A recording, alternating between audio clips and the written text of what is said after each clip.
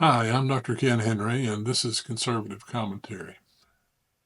I've been doing some post-election post-mortem, and it's kind of interesting to watch the reaction among the Democratic heads of the party, I guess you would say. But before we jump into that discussion, I'd like to ask for a favor. If you would please like, comment, share, and subscribe. It really helps us grow the channel. And hop over to youtube.com/@KennethJHenry and check out our other videos. Well, ever since Donald J. Trump arrived on the political scene in 2015, elites have claimed his rise signals the last gasp of a dying white majority America alarmed by cultural and demographic shifts. This was always a kind of a security blanket, an excuse to ignore uncomfortable truths. If Tuesday's election results do not demolish that notion once and for all, I'm not sure what will. Because look at the results. Trump made big gains among almost every demographic group. Latinos, 45% went for Trump. That's a history-making number for a Republican presidential candidate. 13% of African Americans voted for Trump, compared to 8% in 2020. 39% of Asians voted for Trump.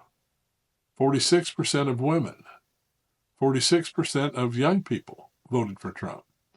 The only group Kamala Harris made gains with was white college-educated women and those over 65.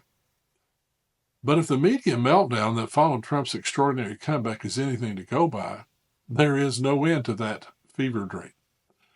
Just take a look at what has transpired over the last 36 hours. On MSNBC, Joey Reid stated, "Anyone who has experienced this country's history and knows it cannot have believed that it would be easy to elect a woman president, let alone a woman of color." Of Harris's election effort, she added, "I mean, this really was a historic, flawlessly run campaign." Anyone who has experienced or been in the United States for any period of time and experienced this country's history and knows it cannot have believed that it would be easy to elect a woman president, let alone a woman of color. Let's just be clear. And nothing that was true yesterday about how flawlessly this campaign was run is not true now. I mean, this really was an historic, flawlessly run campaign. On The View, Sonny Hostin said, "I was so hopeful that a mixed-race woman married to a Jewish guy could be elected president of this country. And I think that it had nothing to do with policy. I think this was a referendum of cultural resentment in this country." I don't know. I'm profoundly disturbed. I think if you look at the New York Times this morning, the headline was "America Makes a Perilous Choice." I think that in 2016, we didn't know what we would get from a Trump administration, but we know now. And we know now that he will have almost unfettered power. And so I worry not about myself, actually. I don't worry about my station in life. I worry about the working class. I worry about my mother, a retired teacher. I worry about our elderly and their Social Security and their Medicare. I worry about my children's future, especially my daughter, who now has less rights than I have. And I remember my father telling me many, many years ago that I was the first person in his family to enjoy full civil rights. And now I have less civil rights than I had when he told me that.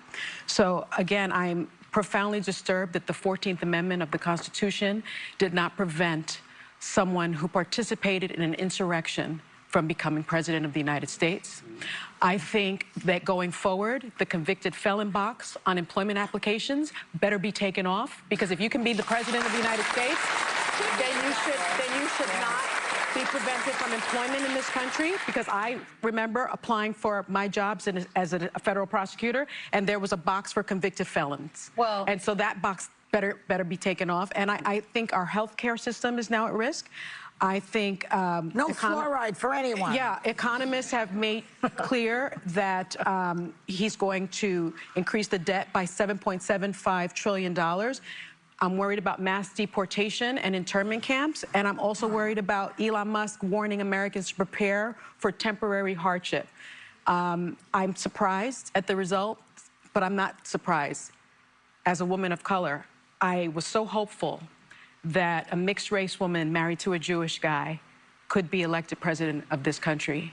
And I think that it had nothing to do with policy. I think this was a referendum of cultural resentment in this country. Well, on Morning Joe, Joe Scarborough said to a nodding Al Sharpton that it's not just misogyny from white men, it's misogyny from Hispanic men. It's misogyny from black men, things we've all been talking about, who do not want a woman leading them. He added that it might be race issues with Hispanics. They don't want a black woman as president. Now, he left out the fact that Trump performed 9 points better with Hispanic women this year compared to 2020. I just say, Rev, really quickly, too, Democrats need to be mature, and they need to be honest.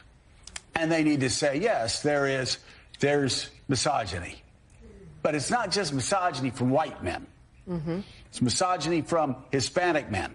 Right. It's misogyny from black men, things we've all been talking about, who do not want a woman leading them. Might be race issues with Hispanics. They don't want a black woman as president of the United States. You know, the Democratic Party, I've always found when you're sitting around talking, they love to just sort of balkanize everybody into these separate groups and say, oh, white people don't like women and black people. No, it is time for the Democrats to say, okay, and you and I have talked about this before, a lot of Hispanic voters have problems with black candidates.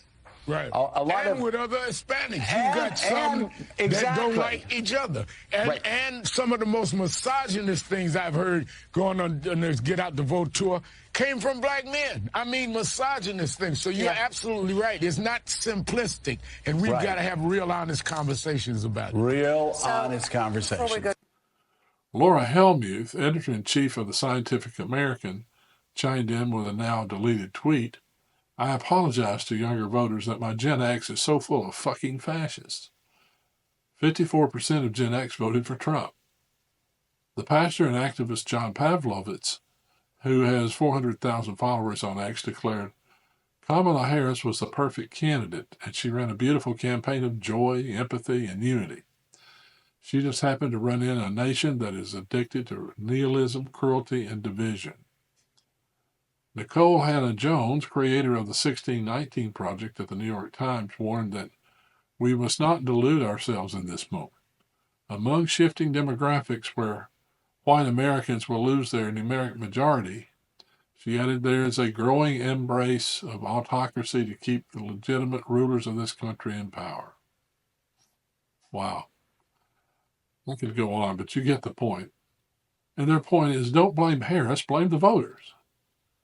Many Democrats have blamed Kamala Harris's loss on one factor, that she's a woman. But Kat Rosenfeld says it's easier for the party to demonize sexist voters than to critique their own failed campaign. And to suggest that Americans balk at the notion of putting women in power is absurd. Our institutions of higher education have even gone into election trauma mode after Trump's historic reelection. These vary from Northwestern offering a post-election wellness space with puzzles, crafts, games, snacks, and a variety of brain break activities to professors canceling classes at Columbia and Michigan State. This is craziness. It's turned into, colleges have turned into infantilizing safe spaces.